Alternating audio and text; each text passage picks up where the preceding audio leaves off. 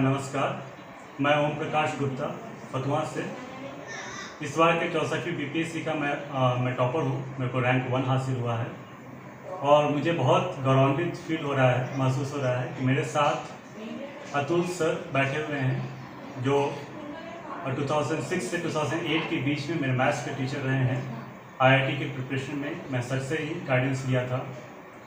तो आज मैं चाहता हूं कि जो भी बच्चे आईआईटी के लिए या फिर दूसरे इंजीनियरिंग एंट्रेंस के लिए प्रिपरेशन कर रहे हैं तो उनको किन किन बातों का ध्यान रखना है, तो मैं अपने एक्सपीरियंस से सजेस्ट करूंगा।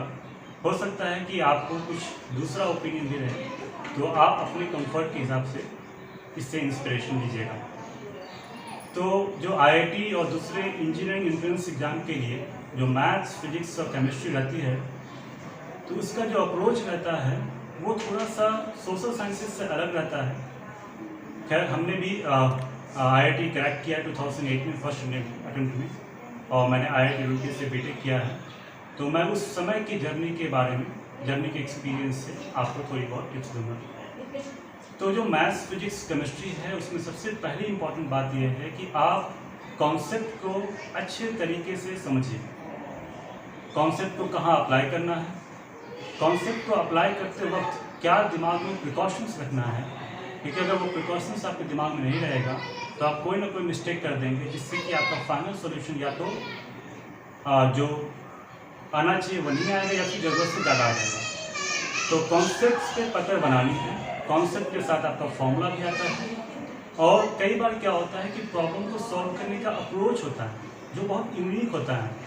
तो आप प्रॉब्लम को जब सॉल्व करेंगे तो आपको कई सारे अप्रोच मिलेंगे, तो उन अप्रोच को भी दिमाग में रखना है। तो आप इसके लिए क्या कर सकते हैं कि जो कॉन्सेप्ट है, फॉर्मूला है, अप्रोच है, उसको आप एक नोटबुक में नोट कर सकते हैं, क्योंकि वो आपके दिमाग में होना चाहिए। जब ये हो जाए तब आप प्रॉब्लम को प्रैक्टिस करने जाएंगे, और प्रॉब्लम को जब प्रैक्टिस करने जाएंगे तो जो भी आपके दिमाग में पहले से कॉन्सेप्ट फॉर्मूला है, आप उसको लगाइए हिम्मत करके।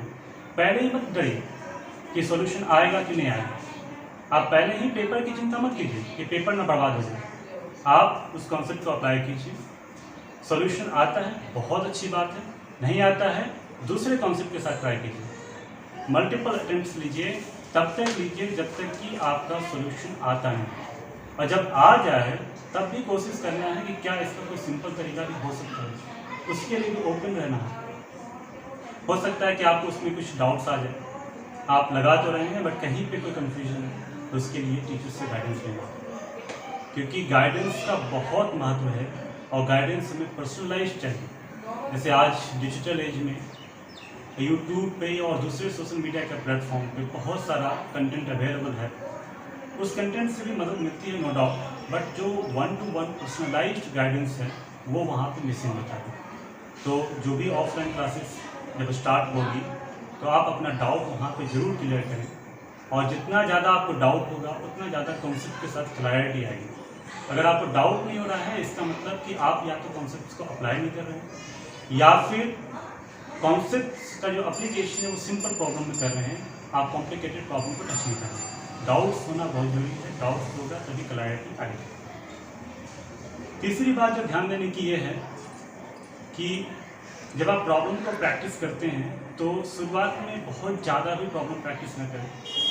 इतना ही प्रैक्टिस करें जिससे कि आपको एक कॉन्फिडेंस बन जाए, और उसके बाद सेकंड रिवीजन में आप उसको इंक्रीज़ कर सकते हैं। क्योंकि कोई भी टॉपिक आप पढ़ रहे हैं, आप उनके टच में कंटिन्यूसली नहीं है ना, तो वो टॉपिक एक टाइम के बाद निकल जाएगा आपके दिमाग से। तो रिवीजन के लिए भी हमारे पास टाइम होना चाहिए।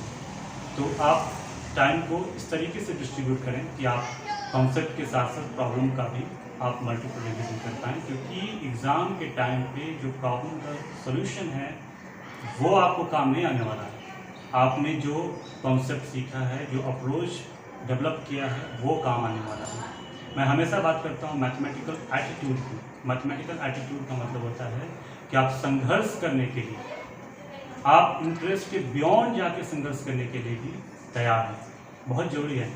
कई बार अक्सर देखा जाता है कि बच्चे को 25 सवाल देखते हैं और उनसे नहीं बनता है, टीचर के पास तुरंत आ जाते हैं। ऐसा नहीं करना है।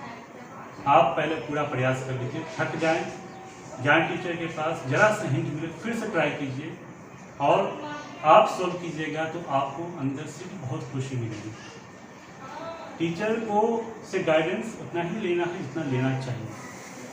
आप अगर टीचर को एक्सप्लॉइट करने का सोचिए कि नहीं हम सारा सवाल उन्हीं से सॉल्व करवा लें, इससे आप ही का नुकसान होगा।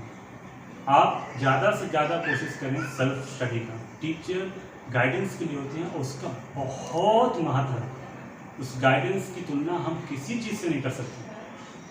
तो मुझे लगता है कि मैंने अपने एक्सपीरियंस से बहुत कुछ आपको टिप्स बताया है और ये आपको काम आएगी।